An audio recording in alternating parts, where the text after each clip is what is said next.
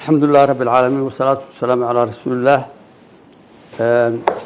انتي نالكم فرددا ساكا وان سلام يا وكبدي هاي دومي كوهذا قولها حلبان آمنة فريد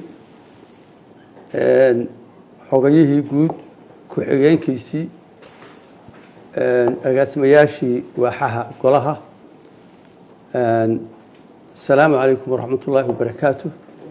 ujeedada kulankeedu aynu isugu nimi waxa weeye inaynu munaasabada qaranka ee 18 May aynu u hambalyeeno gol ahaan qaranka guud ahaan shacabka reer Somaliland meel ay joogaanba inaguna aynu isku bogaadino isku hambalyeeno munaasabadaas